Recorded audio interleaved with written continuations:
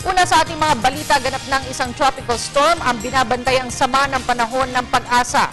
Upang alamin ang update sa lagay ng panahon, makakasama po natin live mula sa Pag-asa DOST si April Enerio para sa Ulat Panahon.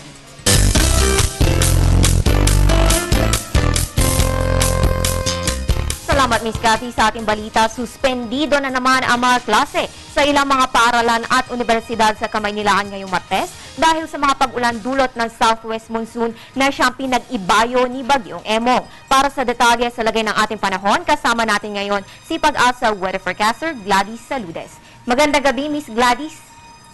Yes, magandang gabi sa iyo, April, at gabi mga tagapanood.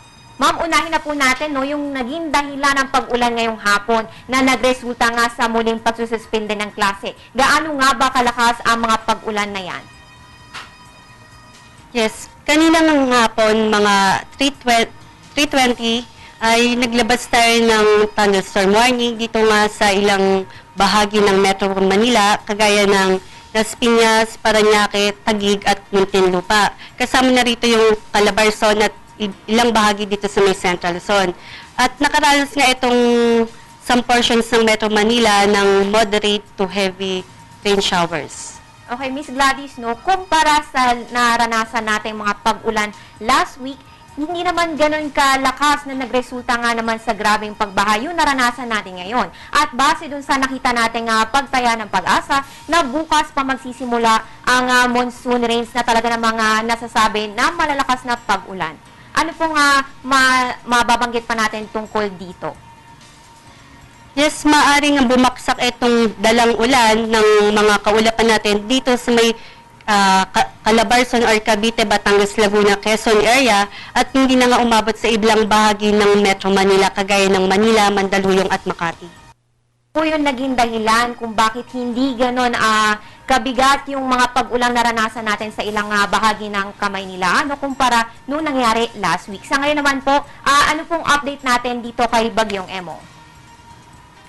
At para nga sa update ng Bagyong si Emong, ito nga ay namataan sa layong 470 km east ng Tuguegarao.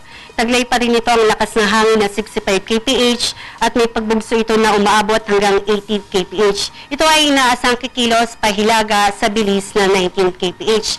Bagamat hindi nga direktang nakaka-apekto itong Bagyong si Emong sa alinmang bahagi ng ating bansa, ay paiigtingin nito o pag-iibayuhin nito ang tinatawag nating habagat or southwest monsoon na siyang makaka-apekto dito sa Metro Manila, Gitnang Luzon, Mimaropa, Calabarzon, Kabikulan, Kabisayaan, na maaring makakaranas ng may katamtaman hanggang sa malakas sa mga pag-ulan na maaring magdulot ng mga pagbaha at pagguho ng lupa. At para nga sa natitirang bahagi ng ating bansa, maulap na papawiri na may mahina hanggang katamtamang mga pag-ulan at pagkidlat, pagkulog ang ating mararanasan.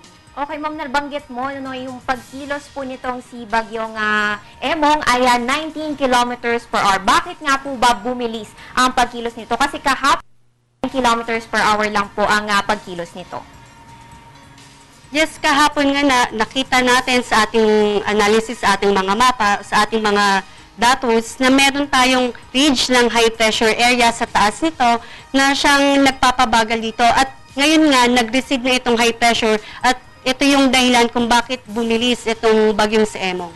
At ma'am, sa ngayon nananalasa pa rin itong si Bagyong Emong sa ating East Philippine Sea. Posible kayang lumakas pa ang naturang bagyo? Yes, inaasahan natin na lalakas pa itong Bagyong si Emong at maghahatak pa ng habagat at ng southwest monsoon. At dahil nga po nabanggit nyo na posible pa nitong mapag-ibayo ang ating southwest monsoon, inilabas nyo po ang gale warning. Ano po ba ang detalye sa gale warning na ito? Tama ka dyan, April, meron tayong nilabas na gale warning dito sa may eastern seaboards ng Luzon at sa may western seaboards ng central at ng southern Luzon.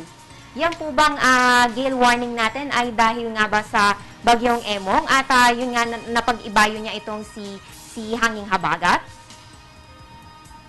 Yes, tama ka dyan, April, Dito sa may eastern seaboards nga dahil yan sa bagyo at dito naman sa may western seaboards ng Central at Southern Luzon ay dahil naman sa habagat. Okay, mga kababayan, maging handa po tayo no, sa rough to very rough conditions ng ating karagatan. Sa ngayon, Mama Gladys, ano po ba yung update natin dito sa posibleng panibagong sama ng panahon na nandyan po sa may West Philippine Sea?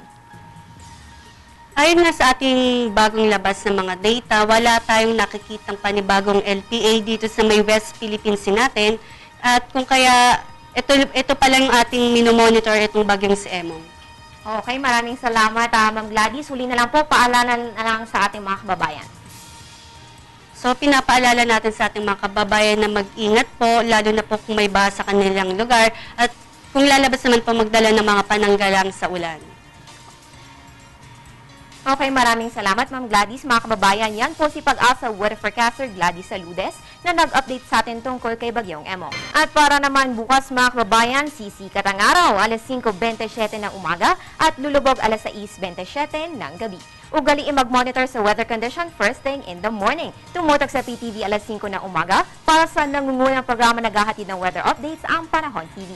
At para naman lagi kang updated oras-oras sa panahon, follow us on Twitter, like us on Facebook at bisitahin ang aming website. At yan ang pinakahuling balita mula dito sa Pag-asa DOST. Para sa Telebisyon ng Bayan, April and Nerio.